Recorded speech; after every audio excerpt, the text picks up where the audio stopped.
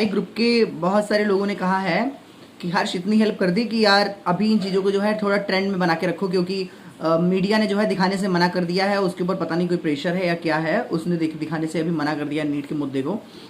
तो मेरा क्वेश्चन एक ये है कि हजारीबाग में अगर पेपर लीक हुआ था तो क्या सीसीटीवी कैमरा नहीं देखा गया था वहाँ? और अगर देखा गया था तो फिर इसको इन्फॉर्म क्यों नहीं किया गया? अगर एनटीए वालों ने सीसीटीवी कैमरा देखा था कि वहाँ पेपर लीक हुआ है तो इस चीज़ की कोई एफआईआर क्यों नहीं कराई? इस एफआईआर को तब क्यों कराया गया? बच्चों ने क्यों कराया? इसको एफआईआर को आप लोगों ने क्यों नहीं कराया था? एग्जाम तो आप लोग कंडक्ट करा रहे थे, तो इस एफआईआर को आप लोगों को कराना चाहिए था ना। आप किसको बचाने का ट्राई कर रहे थे? आप लोग किन को बचाने का ट्राई कर रहे थे? अगर आप चोर को बचाने का ट्राई कर रहे थे तो जो चोर को बचाने वाला है वो भी तो चोरी हुआ ना। तो आप लोग चोरों को बचाने का प्रयास कर क्यों रहे थे? आप लोगों को तो खुद रिपोर्ट करनी चाहिए थी, एफआईआर करानी चाहिए थी कि यहाँ पेपर लीक हुआ है तो एफआईआर करानी चाहिए थी। और एक बात मुझे समझ नहीं आई, एनटीए वालों ने कहा कि 7 लेयर सिक्योरिटी थी। अगर 7 लेयर सिक्योरिटी थी वहाँ पे तो आपने तो सिर्फ एक लेयर को पैक करना बताया है कि जो पॉली बैग की लेयर थी उसको लाइटर से जोड़ दिया गया, लेकिन उसके अलावा जो 6 लेयर बची हैं उनको उसने कैसे जोड़ा था?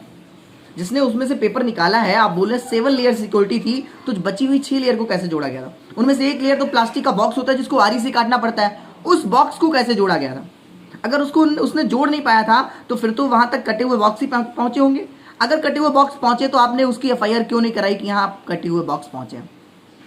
और उसमें शायद मैंने सुना कि जो उसके लॉक की चाबी होती है वो सिटी कोऑर्डिनेटर के पास होती है। तो सिटी कोऑर्डिनेटर ने इस चीज को इन्फॉर्म क्यों नहीं किया कि यहाँ लॉक टूट चुके हैं? और अगर तुमने ही चाबियां दी थी, ऐसा भी तो हो सकता है। तो ऐसा तो कई सिटी कोऑर्डिनेटर सेटिंग करवा सकते हैं कि भाई आप पेपर ले लेना, इतना पैसा देना, कुछ भी हो सकता है भाई। तो इन बातों को पहले क्यों नहीं उठाया गया? इन बातों को तो पहले उठाना चाहिए था ना। और हाँ, कुछ लोग रीपिटिशन फाइल करा रहे हैं, तो उनसे मैं कहना चाहूँगा कि आप लोग रीपिटिशन फाइल करा रहे हैं तो सबको पता है कि रीपिटिशन कैंसिल होने वाली है।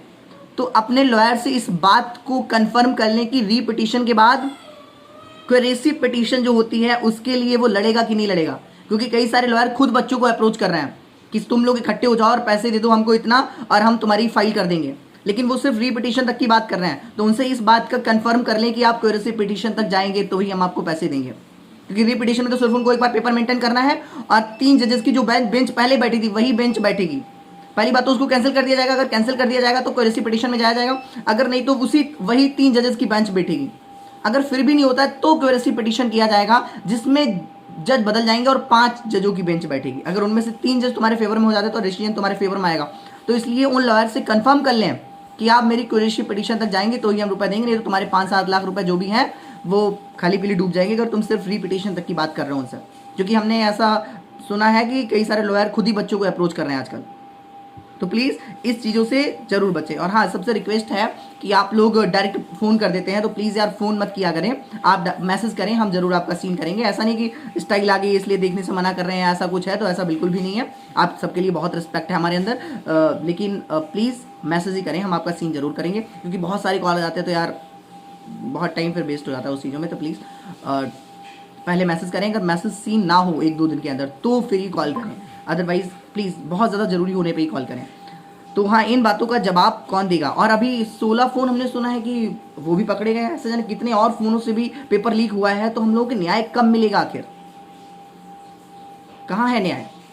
न्याय को ढूंढते फिर रहे हैं बच्चे कि भाई हजारीबाग में पेपर लीक हो जाता है और आप इन्फॉर्म ही नहीं करते हैं। आप इन्फॉर्म ही नहीं करते कि कटे हुए बॉक्स हमारे पास तक पहुंचे हैं। ये बातें बच्चों को क्यों उठानी पड़ी थी? ऐसा कई और जगह हुआ हो सकता है जिनकी अभी तक जानकारी किसी को भी ना हुई हो। तो प्लीज़ इन बातों का जवाब दें हमें।